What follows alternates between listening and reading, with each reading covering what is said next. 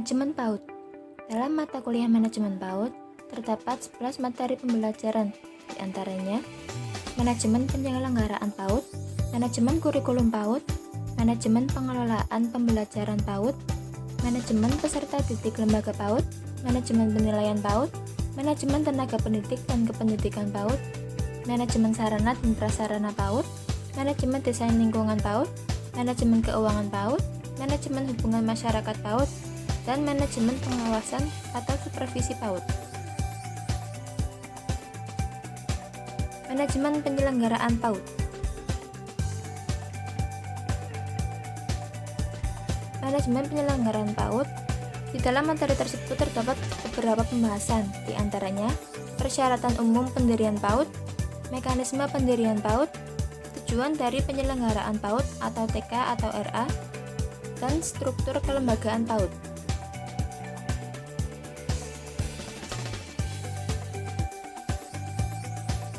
Persyaratan umum pendirian PAUD, di antaranya pendirian satuan PAUD adalah proses atau cara mendirikan suatu sekolah PAUD sesuai dengan persyaratan yang telah diatur dalam Undang-Undang dan Peraturan Menteri Pendidikan dan Kebudayaan Nomor 184 Tahun 2014, bahwa yang dapat mendirikan lembaga PAUD yaitu pemerintah kabupaten atau kota, pemerintah desa, orang perseorangan, kelompok, dan badan hukum.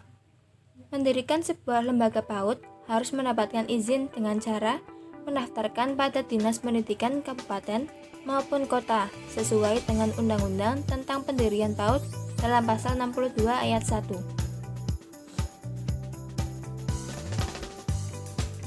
Persyaratan umum pendirian PAUD adalah sejumlah ketentuan yang harus dipenuhi bagi yayasan yang ingin mendirikan lembaga PAUD. Pendirian PAUD juga harus ada persyaratan umum yang harus dipenuhi untuk mendirikan pendidikan. Di antaranya, kurikulum, peserta didik atau anak didik, tenaga kependidikan atau guru dan staf, sarana dan prasarana, pembiayaan pendidikan, dan sistem evaluasi.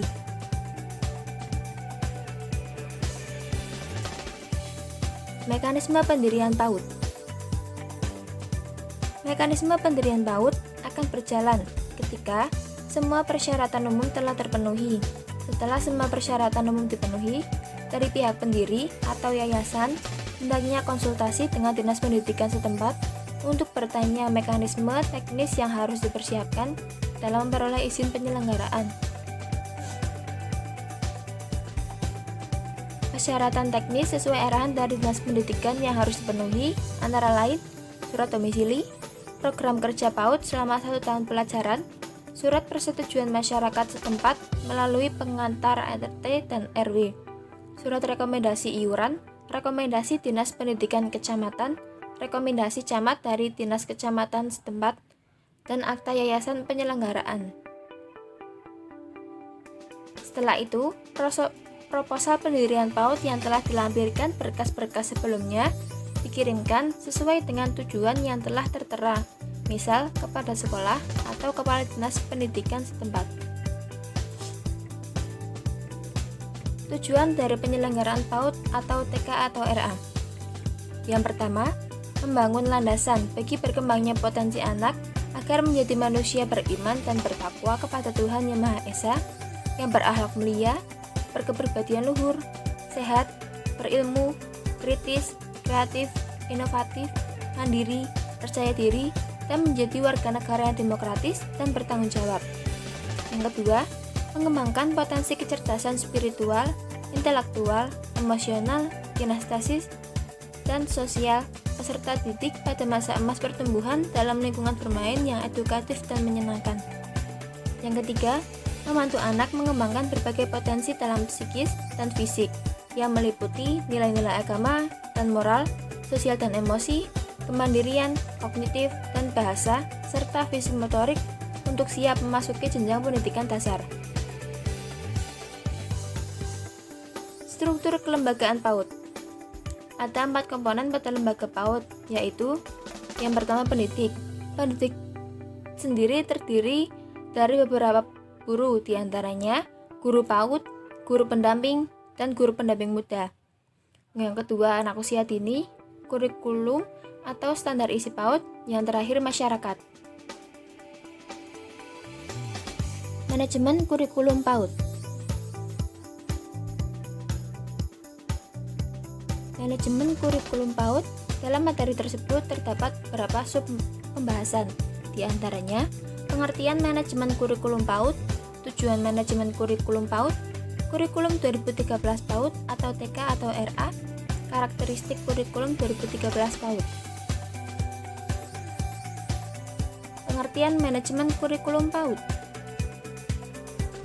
Manajemen kurikulum merupakan sistem pengelolaan kurikulum yang dibuat secara kooperatif, komprehensif, sistematis untuk mencapai tujuan kurikulum. Tujuan manajemen kurikulum PAUD. Fungsi dan tujuan manajemen kurikulum PAUD diantaranya: yang pertama, perencanaan. Program kegiatan apapun perlu direncanakan dengan baik agar semua kegiatan terarah. Tujuannya yaitu agar kegiatan pembelajaran secara keseluruhan dapat berhasil.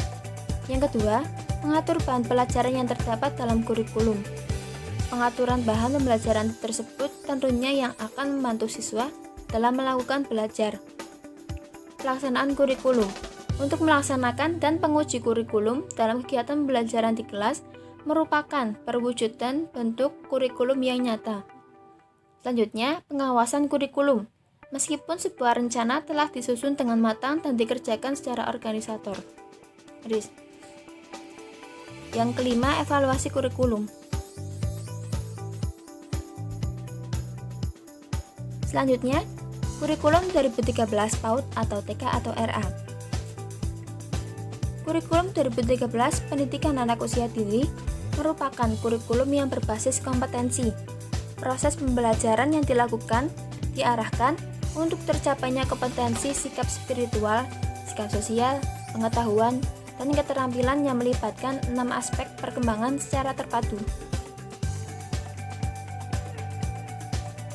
Karakteristik kurikulum 2013 PAUD. Karakteristik kurikulum 2013 PAUD diantaranya mengupayakan keseimbangan antara perkembangan sikap, pengetahuan, dan keterampilan sesuai dengan tahapan perkembangan anak. Menjadikan satuan PAUD sebagai bagian dari masyarakat yang memberikan pengalaman belajar terencana, di mana peserta didik menerapkan apa yang dipelajari di satuan PAUD ke masyarakat dan memanfaatkan masyarakat sebagai sumber belajar. Yang ketiga, mengembangkan sikap, pengetahuan, dan keterampilan pada anak yang dilakukan dengan kegiatan belajar melalui bermain. Yang keempat, memberi waktu yang cukup leluasa untuk mengembangkan berbagai sikap, pengetahuan, dan keterampilan. Yang kelima, mengembangkan rencana program pengembangan untuk mencapai kesiapan belajar anak atau KBA melalui pencapaian kompetensi inti yang dirinci lebih lanjut dalam kompetensi dasar dan indikator perkembangan.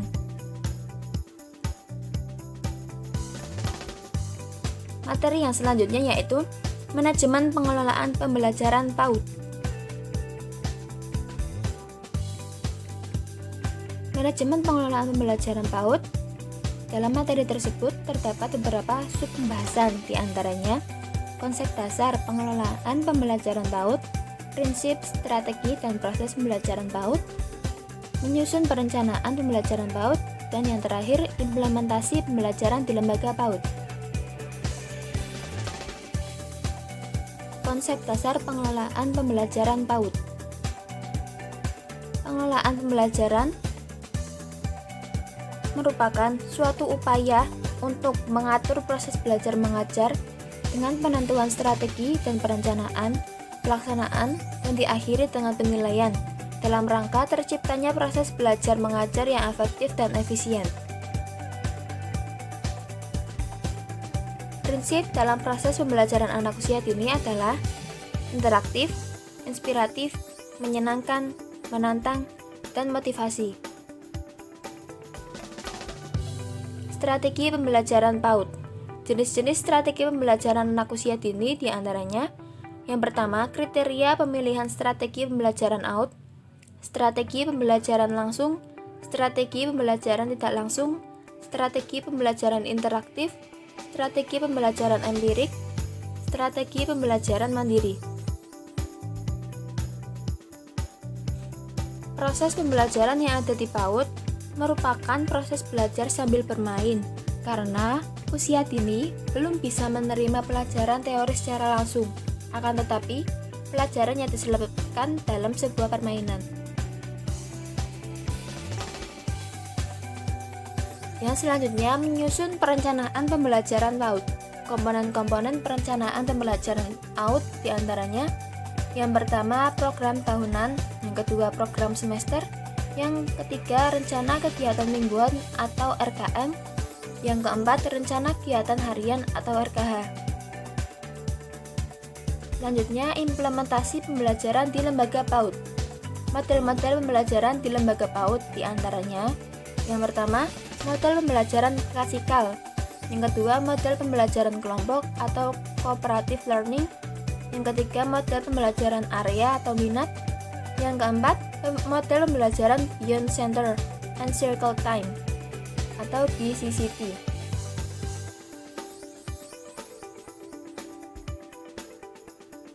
Materi yang selanjutnya yaitu manajemen peserta didik lembaga PAUD. Manajemen peserta didik lembaga PAUD. Dalam materi tersebut terdapat beberapa sub pembahasan, diantaranya manajemen peserta didik bagi PAUD, tujuan manajemen peserta didik PAUD, serta pendekatan manajemen peserta didik PAUD. Manajemen peserta didik bagi PAUD. Manajemen peserta didik merupakan upaya untuk memberikan layanan sebaik mungkin kepada peserta didik sejak proses penerimaan sampai saat peserta didik meninggalkan lembaga pendidikan karena sudah lulus atau tamat mengikuti pendidikan pada lembaga pendidikan tersebut. Tujuan manajemen peserta didik PAUD. Manajemen peserta didik bertujuan untuk mengatur kegiatan-kegiatan peserta didik. Tujuan manajemen peserta didik PAUD. Manajemen peserta didik PAUD bertujuan untuk mengatur kegiatan-kegiatan peserta didik agar menunjang proses pembelajaran di PAUD, sehingga proses pembelajaran dapat berjalan dengan lancar, tertib, teratur, dan dapat memberikan kontribusi bagi pencapaian tujuan pembelajaran dan tujuan PAUD secara efektif dan efisien.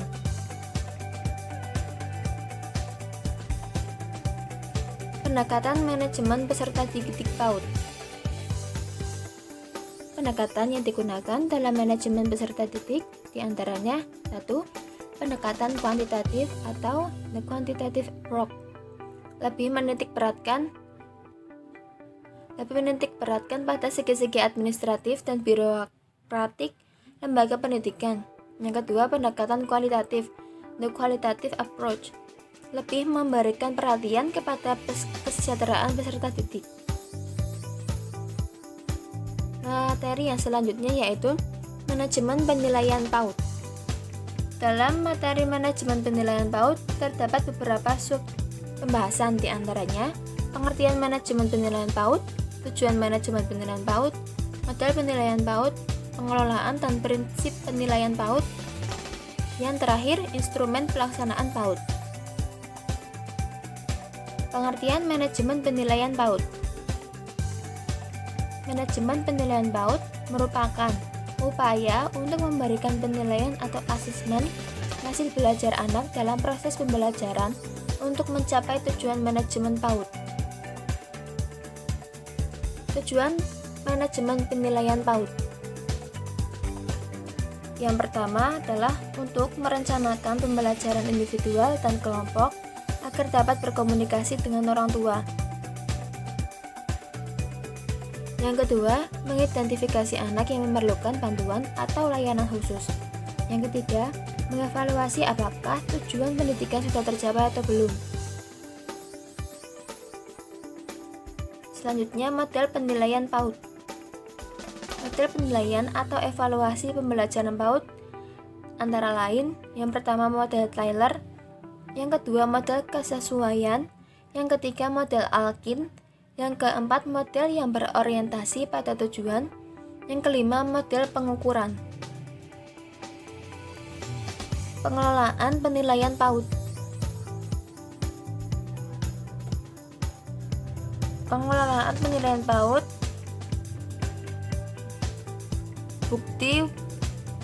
bentuk bukti proses penilaian dari hasil penilaian diantaranya catatan anekdot, checklist, hasil karya, dan kompilasi. Prinsip penilaian PAUD. Prinsip penilaian PAUD diantaranya mendidik, berkesinambungan, objektif, akuntabel, sistematis, transparan, dan menyeluruh. Manajemen tenaga pendidik dan kependidikan PAUD.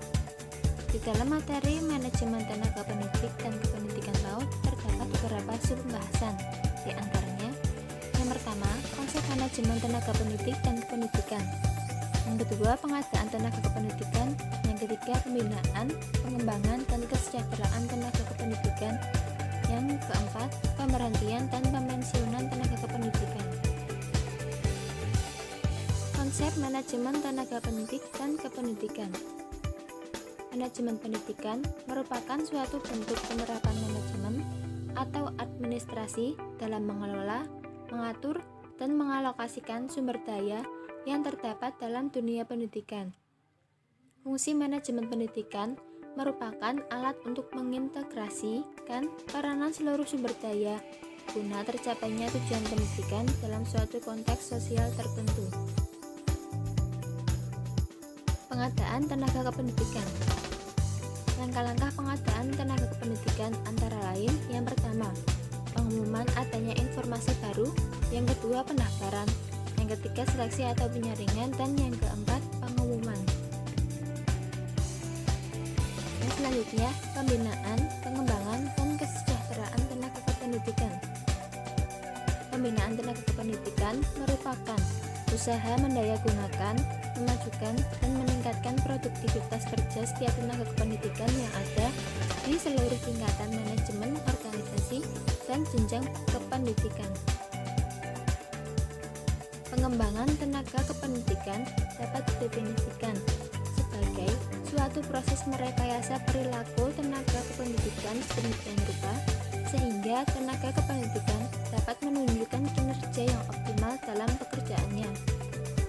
Kesejahteraan tenaga kependidikan yaitu 11 item hak guru yang tercantum pada pasal 14 Undang-Undang Guru dan Dosen adalah bentuk penghargaan pemerintah dan masyarakat kepada guru. Yang selanjutnya, pemberhentian dan pemensiunan tenaga kependidikan. Jenis-jenis pemberhentian pendidik dan tenaga kependidikan atau PTK sebagai berikut. Yang pertama, pemberhentian dengan hormat PTK, dan yang kedua, pemberhentian dengan terhormat PTK. Pemensiunan tenaga kependidikan. Latar belakang adanya pensiun karena batas usia pensiun, kemauan sendiri, takdir, misalnya sakit, meninggal dunia, restrukturisasi atau dinas, dan diberhentikan dengan tidak dihormat karena adanya kasus. Yang selanjutnya adalah materi manajemen sarana dan prasarana PAUD. Di dalam materi manajemen sarana dan prasarana PAUD terdapat beberapa sub pembahasan. Di antaranya, konsep manajemen sarana dan prasarana, sarana prasarana pembelajaran indoor dan outdoor, perencanaan dan pengadaan sarana prasarana PAUD. Yang pertama, konsep manajemen sarana dan prasarana. Manajemen sarana dan prasarana adalah segenap proses pengadaan dan pendayagunaan sarana dan prasarana agar mendukung tercapainya tujuan pendidikan secara tepat guna dan tepat sasaran. Selanjutnya, sarana prasarana pembelajaran indoor. Perangkat sarana prasarana di ruang tertutup atau indoor diisi berbagai fasilitas permainan indoor seperti balok dengan berbagai aturan, bola, benda yang menyerupai bintang, mobil-mobilan, dan sebagainya.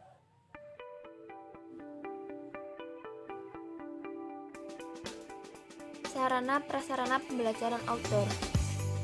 Alat alat permainan edukatif yang selayaknya tersedia di ruang terbuka yaitu kursi jungkit yang menyerupai kuda-kudaan, ban mobil bekas yang sudah dicat untuk digelindingkan, ayunan kursi dan ayunan gantung, bola dunia untuk bermain memanjat, anyaman tali besar, dan terowongan buatan atau gorong-gorong dan sebagainya. Yang selanjutnya, perencanaan dan pengadaan sarana prasarana PAUD. Perencanaan sarana dan prasarana pendidikan merupakan proses perencanaan upaya pembelian, penyewaan, peminjaman, penukaran, daur ulang, rekondisi atau rehabilitasi, distribusi atau pembuatan peralatan dan perlengkapan yang sesuai dengan kebutuhan sekolah. Materi yang selanjutnya adalah manajemen desain lingkungan PAUD. Di dalam materi manajemen desain lingkungan PAUD terdapat beberapa pembahasan di antaranya. Yang pertama, filosofi desain lingkungan PAUD, prinsip-prinsip pengelolaan lingkungan PAUD, yang terakhir optimalisasi pemanfaatan lingkungan PAUD. Filosofi desain lingkungan PAUD. Lingkungan PAUD desain berdasarkan pemahaman terhadap semua unsur kepautan, yaitu kurikulum, proses pembelajaran, tumbuh kembang anak, dan lainnya. Konsep desain lingkungan PAUD dengan landasan filosofis yang kuat sangat dibutuhkan, khususnya dalam penataan ruang, pemetaan fungsi lahan, tata letak bangunan, dan sebagainya. Lebih dari itu, yayasan khususnya sangat membutuhkan desain yang berdasarkan pemikiran filosofis yang mendalam, mulai dari pemilihan warna, corak lukisan yang dipakai, objek yang akan dilukis, dan yang tidak kalah penting adalah makna filosofis di balik lukisan tersebut.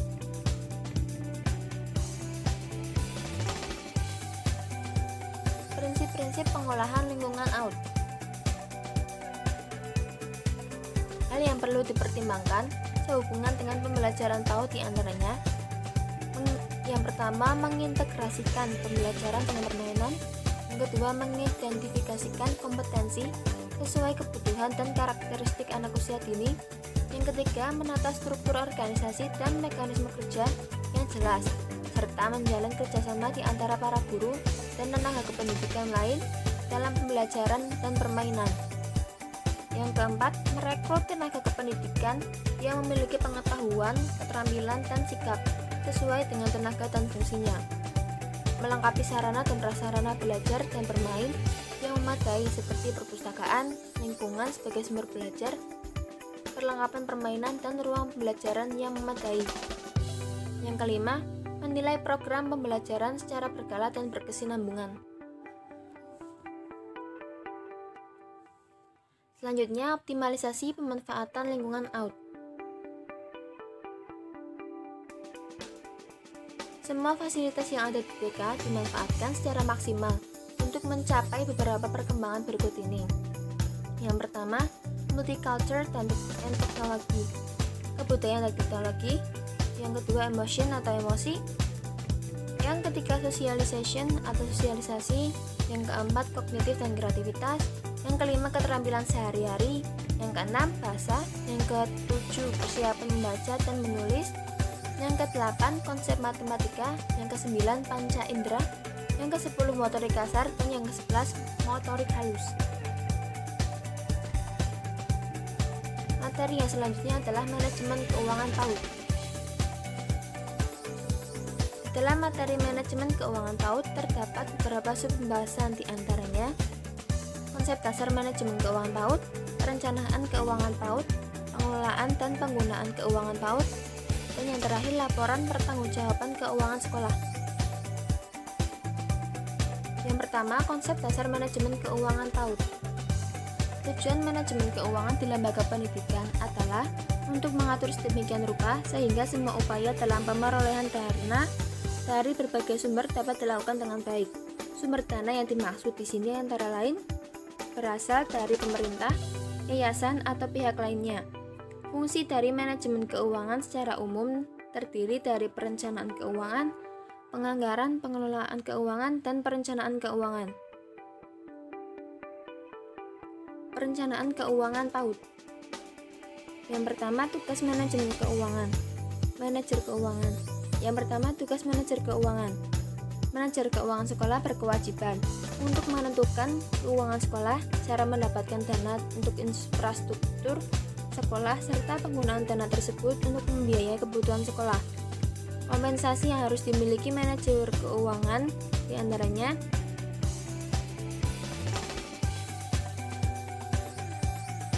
adalah strategi keuangan, diantaranya strategi planning, manajemen, dan thinking. Penyusunan RAPBS. RAPBS meliputi penganggaran untuk kegiatan pengajaran, materi kelas, pengembangan profesi guru, renovasi bangunan sekolah, pemeliharaan buku, meja, dan kursi.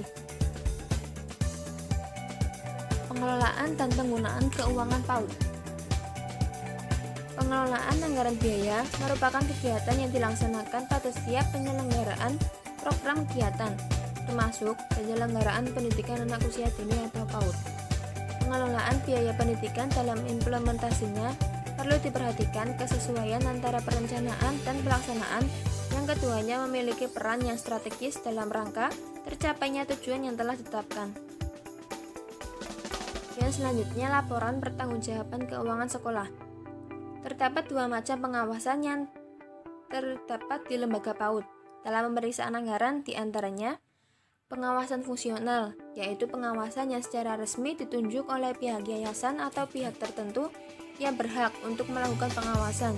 Yang selanjutnya, pengawas internal sekolah yang ditunjuk sebagai pengawas keuangan.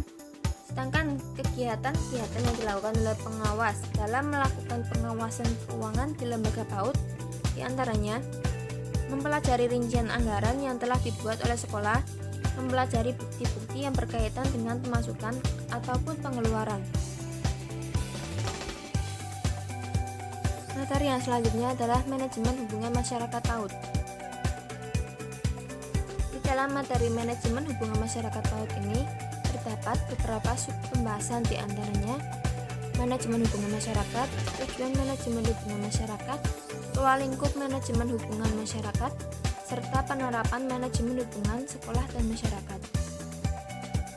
Manajemen hubungan masyarakat. Manajemen hubungan masyarakat merupakan sebuah jalinan komunikasi yang dibangun oleh lembaga pendidikan dengan masyarakat dalam upaya saling memberikan dukungan dalam menjalankan kegiatan pendidikan yang bermutu guna diberikan kepada peserta didik.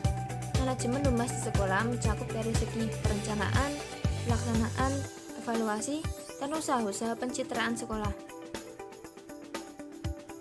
Yang selanjutnya, tujuan manajemen hubungan masyarakat. Tujuan umum dari program humas adalah untuk menciptakan hubungan harmonis antara lembaga pendidikan yang diwakilinya dengan masyarakat atau stakeholder agar tujuan yang diharapkan dapat terwujud, terutama terciptanya citra positif, kemauan yang baik, saling menghargai, toleransi antara kedua belah pihak yang terkait. Yang selanjutnya, ruang lingkup manajemen hubungan masyarakat.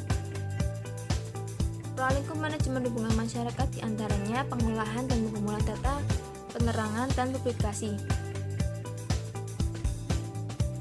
Yang selanjutnya, penerapan manajemen hubungan sekolah dan masyarakat. Prosedur pelaksanaan hubungan sekolah dengan masyarakat dilaksanakan melalui 3 tahap, yaitu menganalisis masyarakat, yaitu kegiatan yang berkaitan dengan sasaran masyarakat, kondisi karakter, kebutuhan, dan keinginan masyarakat. Mengadakan komunikasi tahap kedua dan melibatkan masyarakat, bukan hanya sekedar menyampaikan pesan, tapi lebih dari itu, menuntut partisipasi aktif masyarakat dalam berbagai kegiatan dan program sekolah. Materi yang selanjutnya adalah manajemen pengawasan atau supervisi PAUD.